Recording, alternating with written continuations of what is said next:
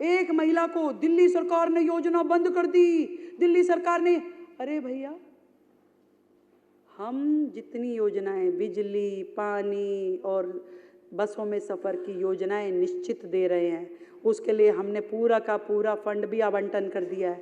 परंतु एक चीज नहीं होने देंगे, जो पिछली सरकारें भ्रष्टाचार कर रही थी, गड़बड़ी कर रही थी, वो अब नहीं होगी, अब वो नहीं चलेगा।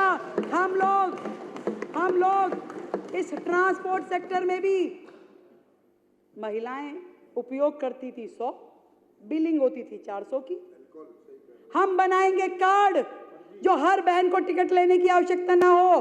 वो योजना क्योंकि दिल्ली की बहनों के लिए है, वो जिस मर्जी बस में जाए, जितनी बार मर्जी जाए, उसके पास एक कार्ड होगा, वो कार्ड का इस्तेमाल करेगी। तो इसमें जो बसों में भ्रष्टाचार था, जो टिकटिंग के नाम पे करोड़ों करोड़ रुपए, 14,000 करोड़ का घाटा, 14 पिंक भ्रष्टाचार तो करा तो इन्होंने था ना, पिंक को मत बदनाम करें, ये कर रहे थे। वो बेचारी महिला तो एक ही टिकट ले रही थी। परंतु इस पूरे के पूरे सिस्टम को डिजिटलाइज किया जाएगा। और भी सुन लीजिए, ये सारी की सारी योजनाएं, इन सब के ऊपर काम होगा। सब कुछ देंगे, जो योजनाएं पहले चल रही थी वो भी देंगे, जो हमने कही वो भी देंगे। और फिर भी सबसे बड़ा बजट दिल्ली का 1 लाख करोड़ का बजट दिल्ली सरकार का है।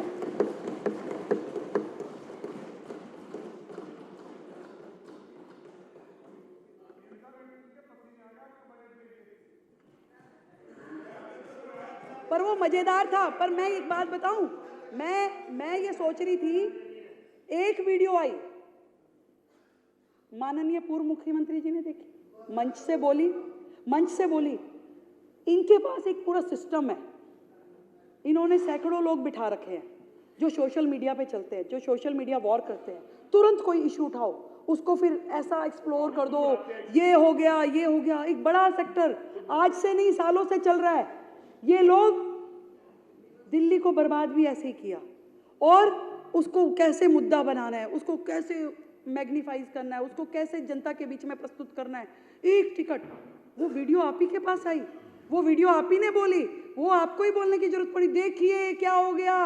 अरे कौन सी महिला का, एक भी महिला का नहीं हमने टिकट रोका भाई, सबको एज इट इज सारी योजना दे रहे हैं, और अच्छे तरीके से देंगे, और बेहतर तरीके देंगे। और जो उस योजना के महत्व आता है, उन सबको योजना मिलेगी, ये हमारा वायदा है। तो आप जितनी मर्जी अपने उन सोशल मीडिया वॉरियर के साथ में लड़ाई लड़िए, पर ये ध्यान रखिए कि ऐसे भी हजारों वॉरियर्स हैं जो देश हित में इस दिल्ली सरकार के साथ खड़े हैं। अगला सेक्टर है एफिशिएंट इरिगेशन और फ्लड कंट्रोल, सिंचाई में सुधार, बाढ़ का समाधान, सुरक्षित होगी राजधानी।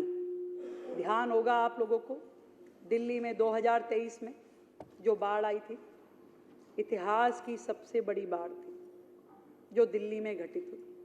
कारण पिछली सरकारों की अनदेखी, कराई नहीं कभी उस काम, कभी नालों की डिसिल्टिंग हुई नहीं, कागजों में हो जाती थी, कागजों में डिसिल्टिंग हो जाती थी, बाहर तो 100 ग्राम कूड़ा भी नहीं निकलता था, 100 ग्राम कूड़ा भी कभी नहीं निकला, डिसिल्ट हुआ ही नहीं। परंतु डिसिल्टिंग हो जाती थी, तो दिल्ली में जलभराव क्यों नहीं होगा, दिल्ली में बाढ़ क्यों नहीं आएगी। परंतु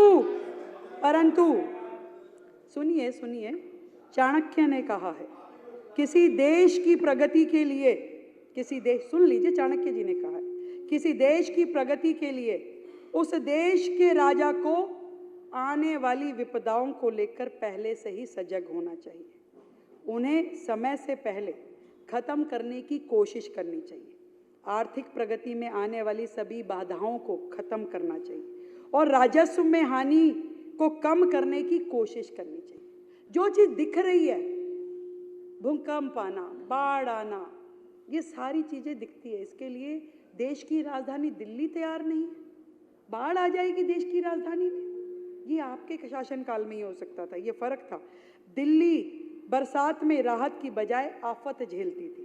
सड़कों पे जल भराव, बाढ़ में जैसी स्थिति, ठहरे हुए पानी में समाई गाड़ियां, हेडलाइट, उनकी धंसती सड़कों की तस्वीर। हर सीजन में टीवी पे एक ही, देखिए एक बारिश में क्या हाल हो गया, देखिए गाड़ियां घुटने घुटने हेडलाइट तक डूबी रहती थी। दिल्ली में वाटर लॉगिंग और खराब ड्रेनेज सिस्टम एक गंभीर समस्या रही है, जिससे हर साल बाढ़ जैसी स्थिति उत्पन्न होती रही।